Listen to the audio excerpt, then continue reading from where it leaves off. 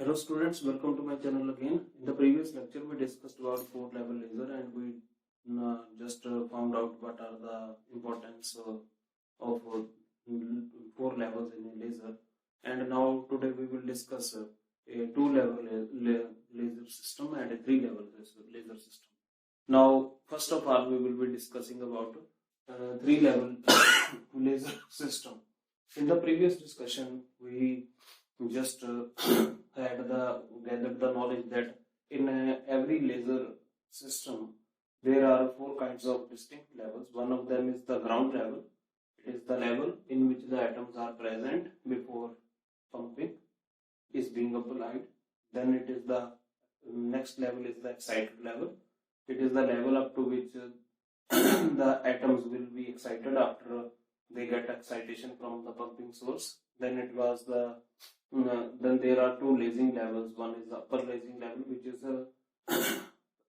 preferably a sharp metastable state, and it is very close to E. And then next, the last level is called lower lasing level, which should be a level just above G level, and it should be sharp, and preferably it should be a normal excited state rather than a metastable state. But in most of the cases, the lifetime of the lower lasing level is usually high.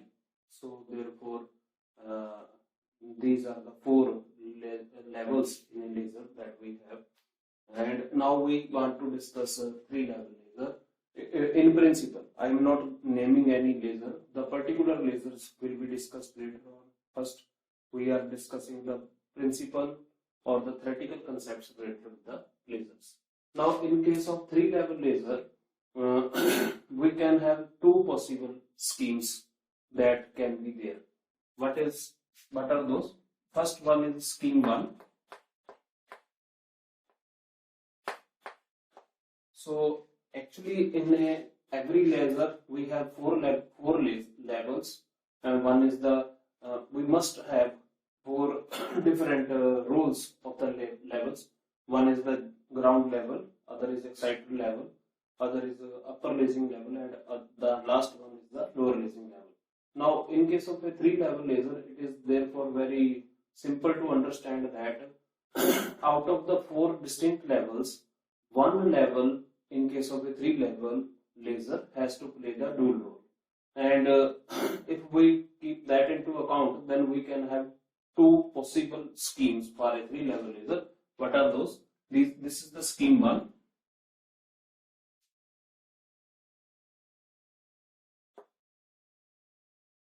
In case of scheme 1, you have distinct E level, normal excited state. You have distinct UL level, that is upper lasing level, and the G level is not distinct. It is also acting as the role of lower lasing level. It means we are getting laser light between the level UL and LL, or UL and G, because G and LL are one and the same thing. This is the scheme 1. What is scheme 2 for 3-level laser? So scheme 2 for a 3-level laser can be like this. In this we have distinct G, distinct LL, but E is not distinct. E and UL both are the same. So this is scheme 2, this is scheme 1.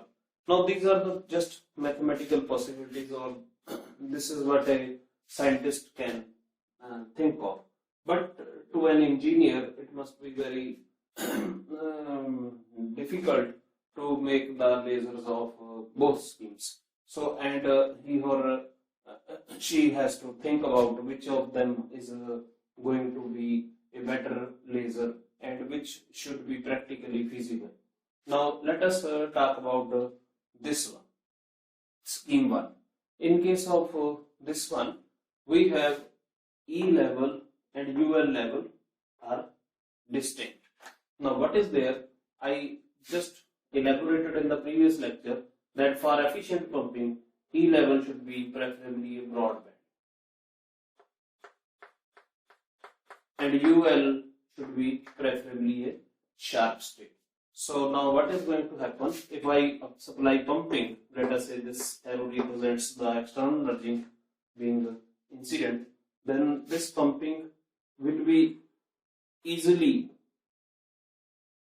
the energy from pumping mechanism will be easily absorbed by the material because its E level is broad and it is a short-lived level, and therefore from here to here the electron will come through non-radiative process or spontaneous process, and from here one of the electron will de-excite to G after spending its whole lifetime. It is UL is actually a metastable state. So this is a normal excited state. Its lifetime is of the order of 10 raised to power minus 8 seconds. Its lifetime is of the order of 10 raised to power minus 3 seconds. Its lifetime is infinite. So now what is going to happen that when one of the electron leaves this state after spending its lifetime, then that electron will produce a photon, and the energy of the photon will be equal to this energy gap. Let us say this energy gap is E2 dash, this energy gap is E1 or E1 dash, anything which you want to say, because both of them will be same, and this energy is E2. Now this seed photon will again produce that amplification process, and the intensity will start growing up. Now what is happening that this scheme in case of 3-level laser, it is engineeringly it is possible. However, what is the disadvantage of this scheme as compared to the 4-level laser? Since G and LL both are the same, what we have to manage or bear is that when pumping will be applied, then since population inversion has to be created between UL and G, therefore the number of atoms in UL must be very large as compared to the number of atoms in G, and for that at least pump has to excite more than 50% of the total atoms present in atoms or molecules or ions present in the laser material. So because of that, in this scheme what we have to bear is that number one, that the laser output will not come out as soon as the pumping is started.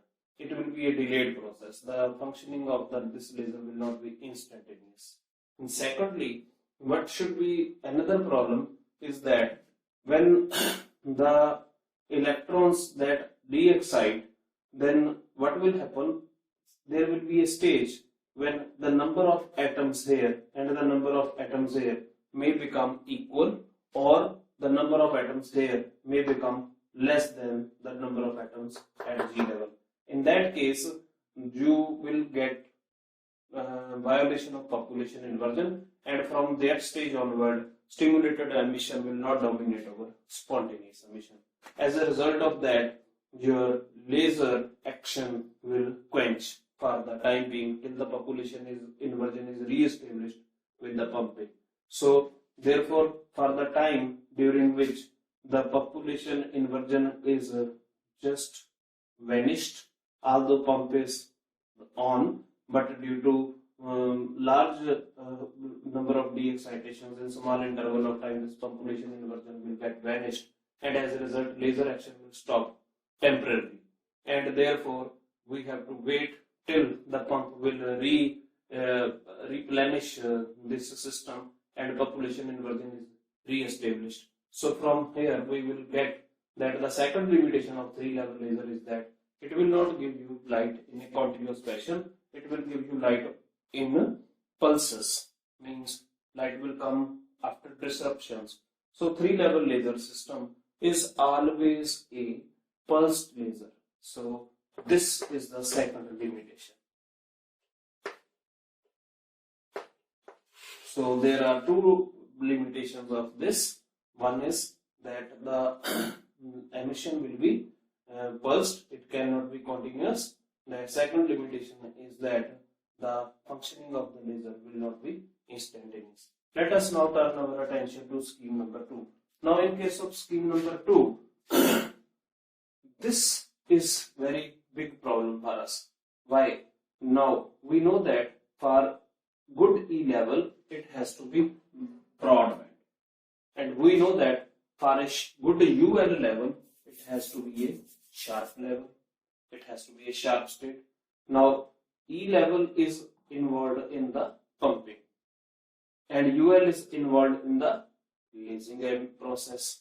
Now if we manage it to be a broadband, then what will be the benefit of this? Its benefit will be that the pumping will be efficient.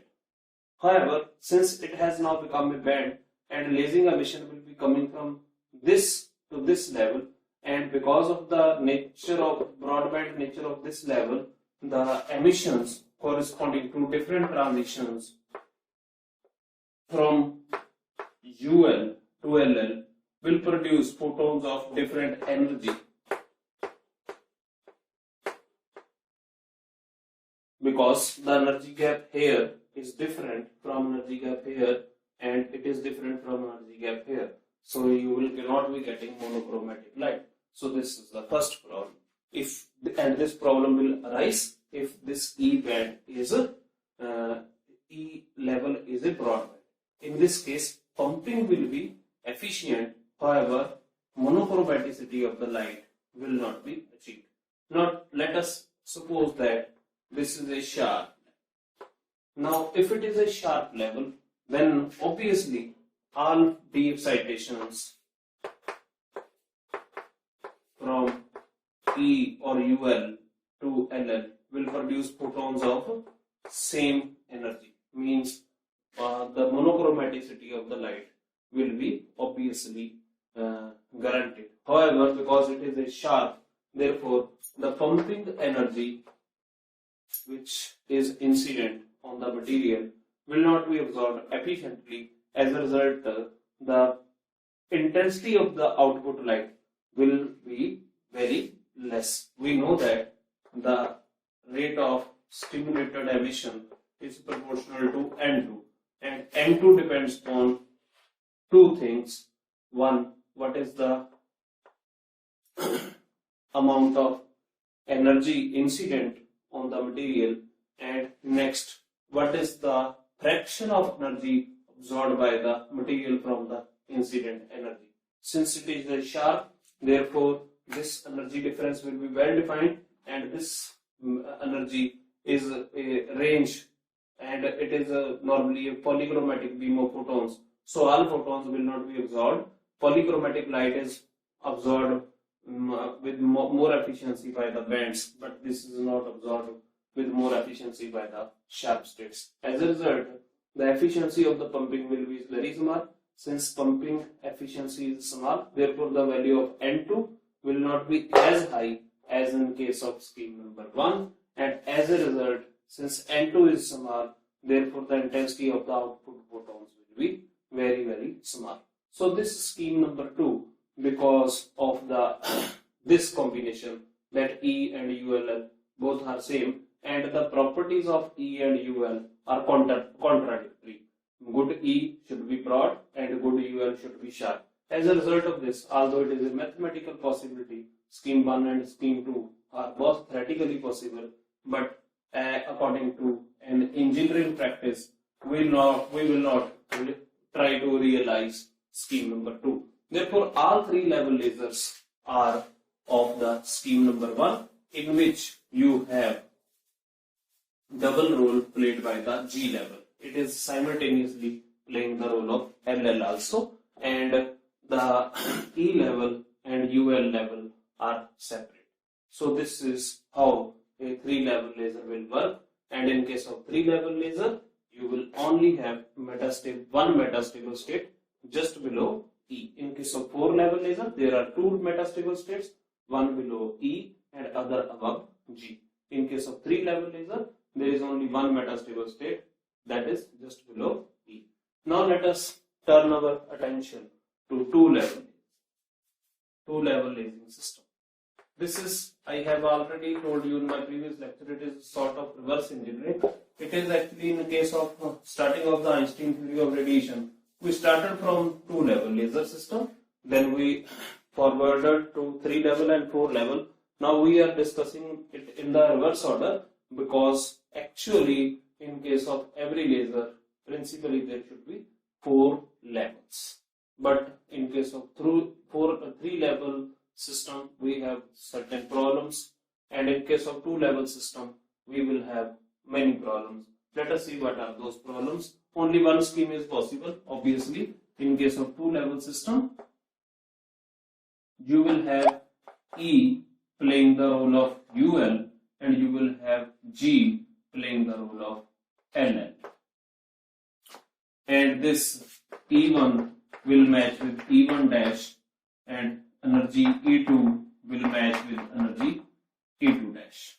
The energy absorbed per excitation, let us say this is the pumping, the energy absorbed per excitation will be E2 minus E1, and the energy emitted per de-excitation will be E2 dash minus E1 dash. So eta, which is equal to output energy per emission to input energy per emission, that is quantum efficiency, it will be 1, that is 100%. This is maximum. So the quantum efficiency of a 2-level lasing system is maximum. However, what is the problem? Actually, in case you can see, this 2-level system is actually the mixture of both scheme 1 and scheme 2 of the 3-level system. In case of scheme 1, we have the problem. It was number 1, the laser emission will be delayed. Number 2, you will have a pulsed emission from the laser, and this scheme 1 was due to the fact that it was in case of 3-level laser system. 3-level system have 2 schemes, that is scheme 1 have these 2 problems, and the scheme 1 was due to the result of that G is equivalent to LL. And in case of scheme 2, we have E equivalent to UL. And what were the problems of scheme 2? One was that either you will have less intensity and more monochromaticity,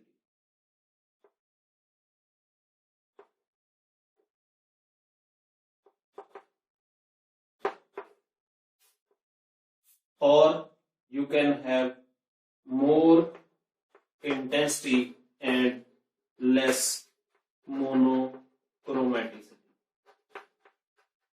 And this limitation came because of the fact that E has to play dual role of E as well as UL. Now in case of 2-level system, we have both of them. In case of 2-level system, you can very easily see that E is playing the role of UL. Therefore, these limitations will come. And G is playing the role of LL. Therefore, these limitations will come. So, if we think in real life, you can very easily say that there should be no practically applicable 2-level lasing system. However, there is just one example, semiconductor laser.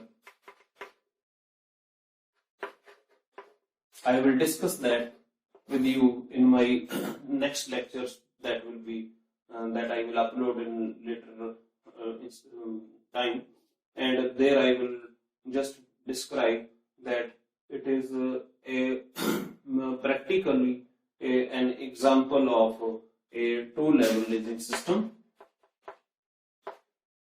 There is difference of opinion between different authors. Certain authors say that there is no laser which can be called as 2-level lasing system, and certain authors just they opine that semiconductor laser is a 2-level system, and I am of the same opinion.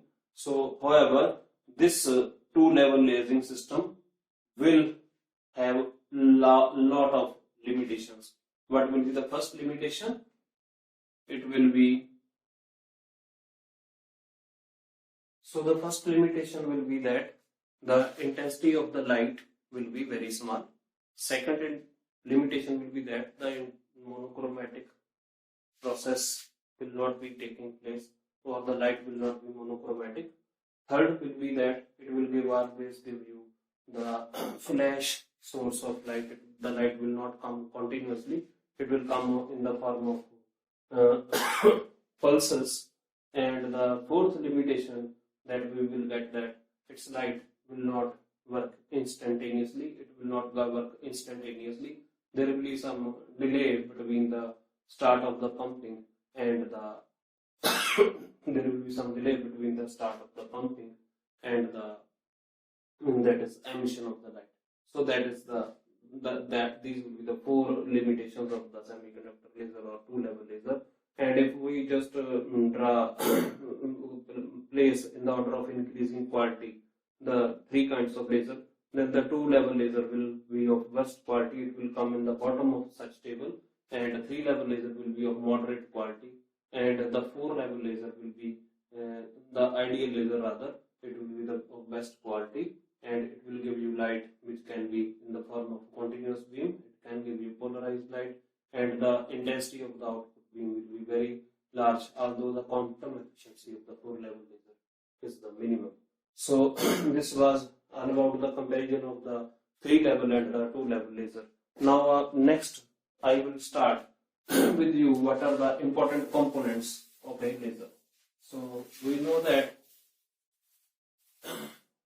actually every laser have many components, but there are three important components of laser.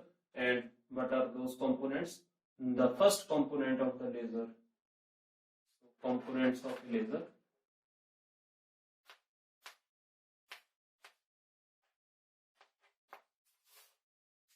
So the first component of the laser is pump. Second is active medium.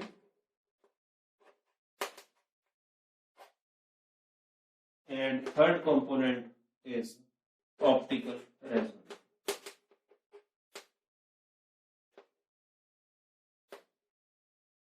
So in today's lecture I will discuss with you the first component only. So what is pump? Actually before that I would just write the definition of pumping. So what is pumping? Pumping, it is a process. It is a process of supplying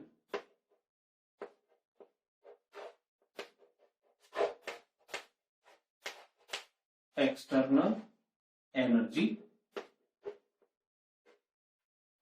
to a medium so that population inversion is achieved and maintained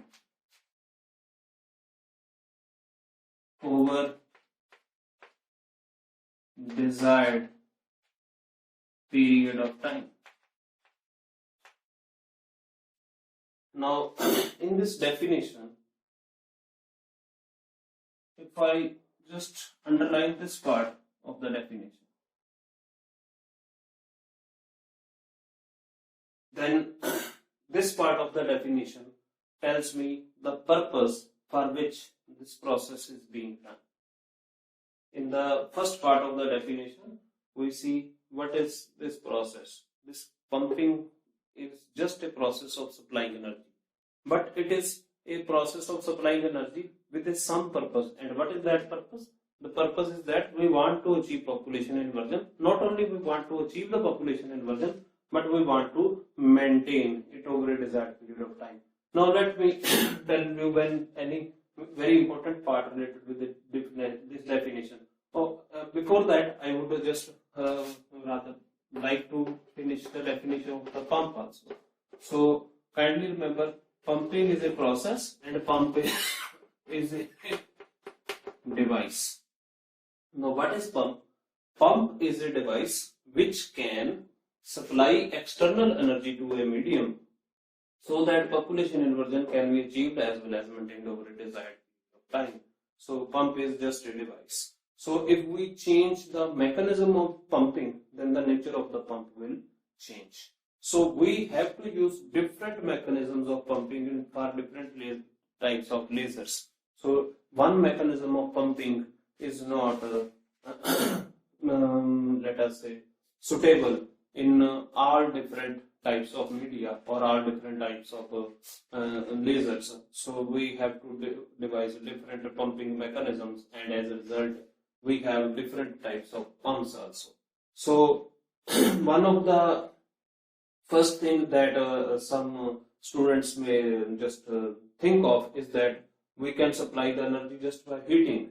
So when we do that, then they can think of that there may be some sort of pumping which is called thermal pumping. But I would advise you to refrain from this thermal pumping. Why? Because if just this word have been the definition, that it is a process of supplying external energy to a medium. If the definition would have stopped somewhere here after medium, then this thermal pumping would have been a reality.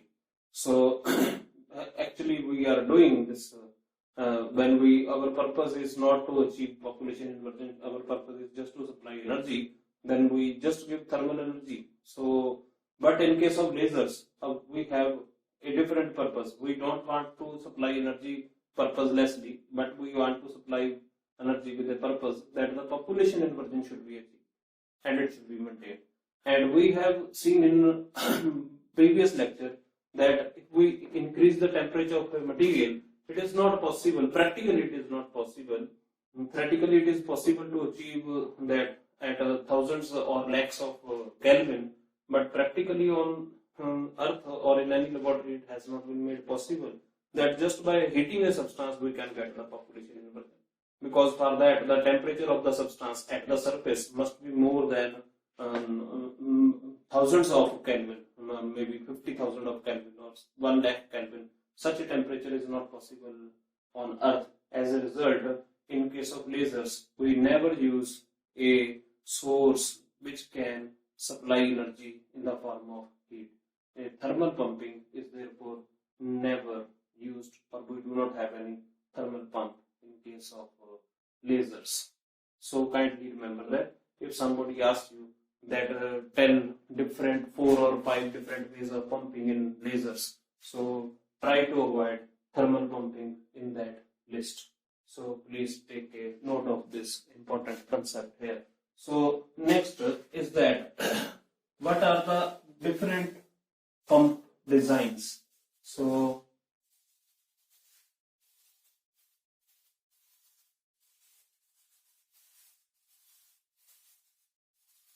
I have different, we can have different types of pumping. The first pumping that I will be discussing in today's lecture is optical pumping.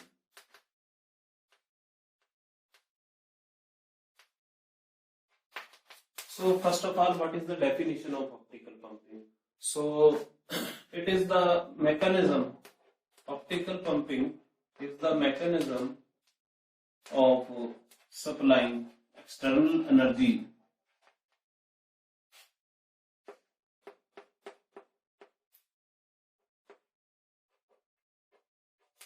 to laser medium in the form of beam of electromagnetic radiation.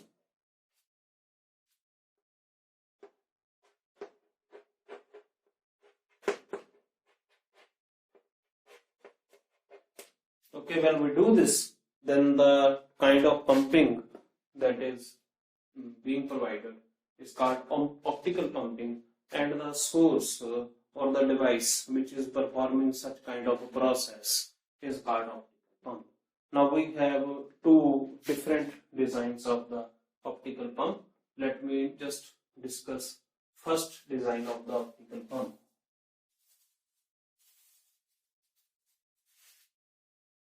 Okay, for that you have to understand a concept of mathematics. Now this is an ellipse.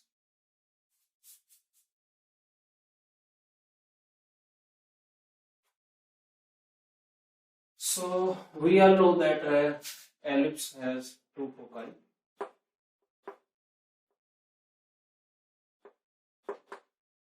There is one very important property related with the foci of an ellipse. What is that? I will tell you that if I draw any line from one of the focus to any point on the perimeter of the ellipse, let us say this is A. And at this point, let us say this point is A, where this line cuts the circumference of the ellipse. Let us say at point A, I draw a normal line. So that this angle is 90. Now, I measure this angle between this line and the normal. Let us say this angle is I1. So, if at point A, I draw another line which makes an angle R1 with the same normal, such that R1 is exactly equal to I1, then this line will definitely pass through second focus. So now this point is any arbitrary point. You can verify this for any point. Let us say if I draw a line, let us say if I draw a line here and I draw a normal here, and let us say this angle is I2 and this R2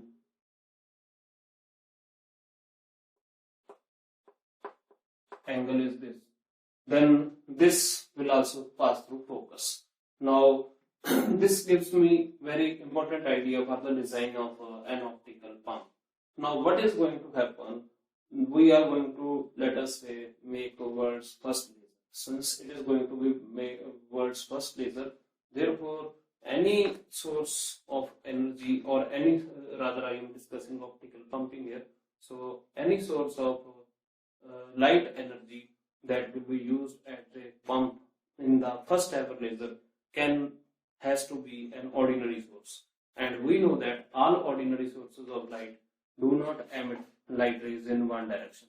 These ordinary sources emit light rays in all possible directions. Now suppose I have ordinary source here and let us say I place medium here. So what is going to happen? The light rays that this source will emit toward this medium will be absorbed. However, the source will be emitting light rays in this inclined direction also, upward also, toward you also, toward me also, right also, and downward also. In all possible directions, the light will be emitted. However, the light emitted in all possible directions other than toward the medium will be wasted.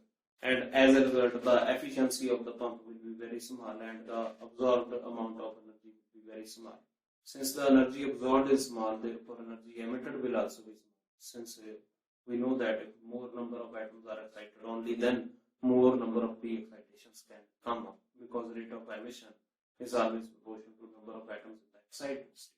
So therefore we have to devise a method, and this is very important method. Suppose now I have an elliptical reflector. So its inner side is, let us say, reflecting and outer side is, let us say, rough.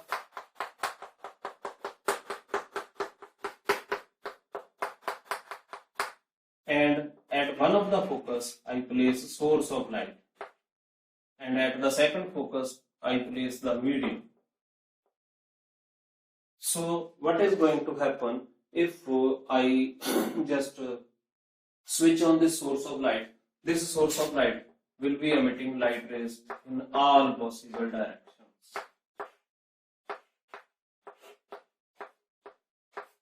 So all these light rays which are not emitted at the from the source in the direction. For example, this ray is directly being absorbed by the medium.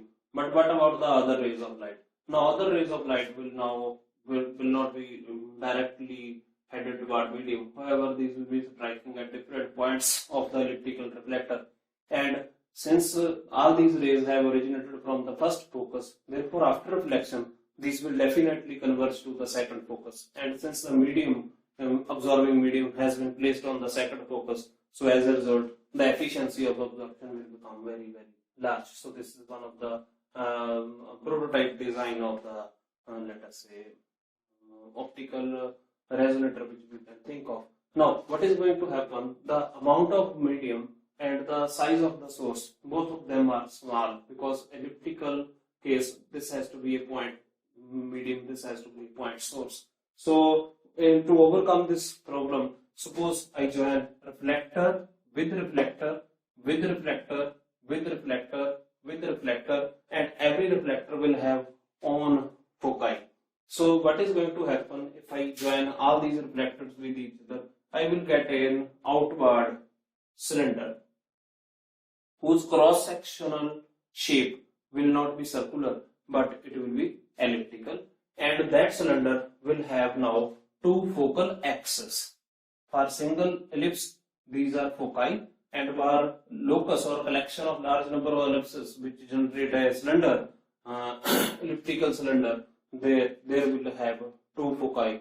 And what we can do, we can just place the bigger source of light in the form of, let us say, tube or rod at one focal axis, and bigger medium which will be again in the form of rod at second focal axis. Since the medium size has increased, therefore the number of atoms in the medium or in the sample will be large, which will result in the emission of more intense light from the medium. And since the source is now not a point source, it is also a line source, as a result its surface area will be large, and it will be giving us a huge amount of photons which will be absorbed by the material, and in that case the design will be very, very perfect.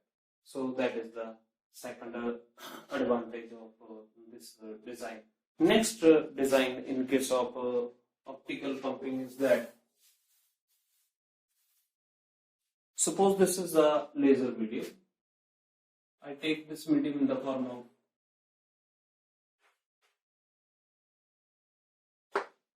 rod. Suppose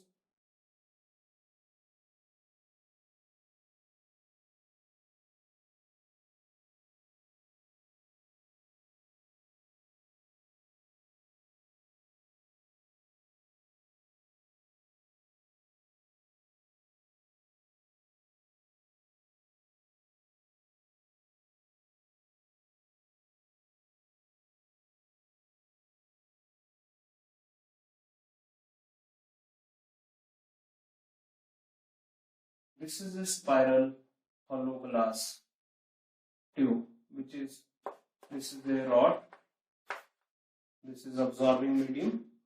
So this is a spiral glass. It is filled with a suitable gas. Most of the times it will be on. So there will be electrodes,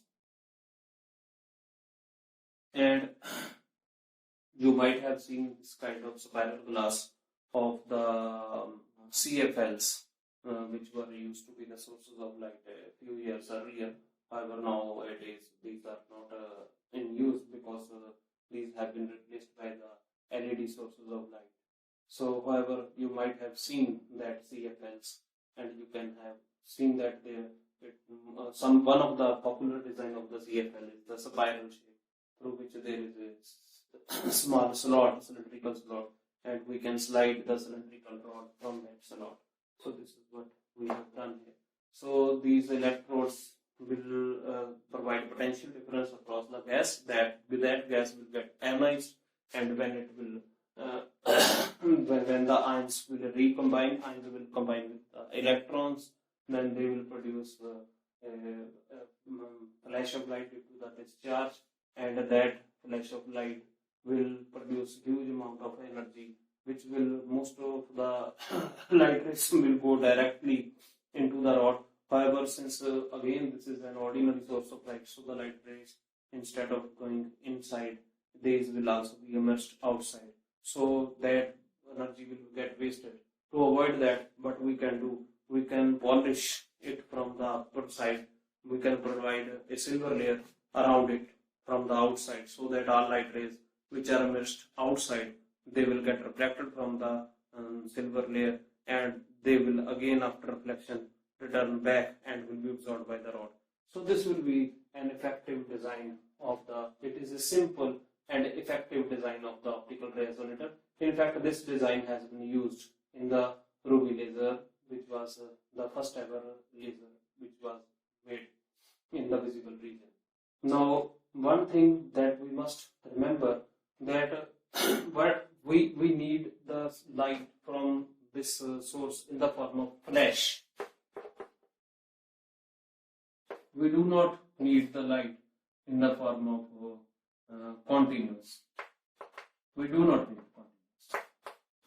We need in the form of flash. Why it is so? So for that I would again go to the previous example that I have taken in my previous lecture. So suppose this is a source. This is the energy level diagram. Let us say this is ground level, this is our upper lasing level, and the pump, let us say this is my E level. I am not showing LL for the because it is not needed right now. So the lifetime of this is of the order 10 raised to power minus 8 seconds, let us say. Now, what is going to happen if I use, let us say, a pump? This pump has a capacity of exciting 100 atoms in 10 raised to power minus 8 seconds. Let us say this is just an example. So what is going to happen? Let me remove this. I will just take the example of lasers, because metastable state may create some sort of confusion among the students. Let just stick to this definition. So let us say this pump can excite 100 atoms in 10 raised to power minus 8 seconds. So what is going to happen? In first cycle, the number of atoms excited will be 100. In the second cycle, the pump will bring more 100 atoms here. So total number of atoms excited by the pump will be 200. However, since the time elapsed is already 10 raised to power minus 8 seconds, so the first supply of the 100 atoms would have already be excited by that time. So if there are 3 cycles, then the pump would have excited 300, out of which only 100 will be here, and remaining 200 might have gone back to the G level, because they have already spent the time greater than the life, equal to their lifetime, that is 10 raised to power minus 8 seconds. So it means if I assume that there are only 100 atoms excited in 10 raised to power minus 8 seconds, then I cannot at any cost get more than 100 atoms, even if I keep the pump on for 1 hour or 2 hours or 10 hours. The number of atoms in the E level cannot be more than 100. It means this time, which is the lifetime, it will limit the total number of atoms that can be excited by a given pump. Now the same example you can take in case of metastable state. Let us say it is not E state, it is M state. Then you have your whatever pump design you are choosing, it must be capable of producing high number of excitations in a time corresponding to 10 raised to power minus 3 seconds if the metastable state is available. Otherwise, the pump, if the metastable state is not available, the pump must be able to excite huge number of atoms in a time of the order of 10 raised to power minus 8 seconds. Now, how do we do it? So, we can think of a design in which we do not give energy directly to the medium. Rather, we give energy to some energy storage device. This energy storage device will store the energy obtained from pump for a given interval of time. When the amount of energy stored by it will be very huge, then whole of this energy will be suddenly transferred to this medium, and in a time less than 10 raised to power minus 8 seconds if it is ordinary state, and in a time less than 10 raised to power minus 3 seconds if it is a metastable state. But whatsoever is that, you can take the example whichever suits you best. So what we do, we give energy to energy storage device. Pump will not give directly energy to the medium, and that energy storage device will collect that energy, and when the amount of energy collected is sufficient to create a massive population inversion, then all of a sudden this energy will be transferred to the medium, and as a result population inversion of very high strength will be achieved, and that will produce very intense beam of light. So for that, this energy storage device is nothing but it is a capacitor, and we can use this pumping device will be nothing but it will be a battery. So in any optical pump, you will have always a battery connected to a capacitor with an appropriate resistance R, capacitor capacity C, and tau is equal to RC. So with the help of R and C, we can adjust the value of tau, the discharging time of the capacitor, to our preference, and as a result we will be able to produce a flash, sudden and intense flash of the light that will produce a huge amount of excitations, and as a result population inversion will be established all of a sudden, and you will get huge amount of energy from the pump. So please remember, all the optical pumps will always contain a capacitor, and that capacitor will be just getting energy from the battery, and after that it will be the capacitor which will provide energy to the source medium or absorbing medium. All of a sudden, when it will be fully charged, it will start discharging through the gas. How it happens, I will describe later on while I will be discussing the working of the ruby laser. So till then, you just remember it that all optical pumps, they give light in the form of flash. They do not give energy continuously, and all the optical pump circuits, they will always contain capacitor. So, and most importantly, kindly remember, this optical pump is it is important, or it is useful only for the materials which are in the solid form.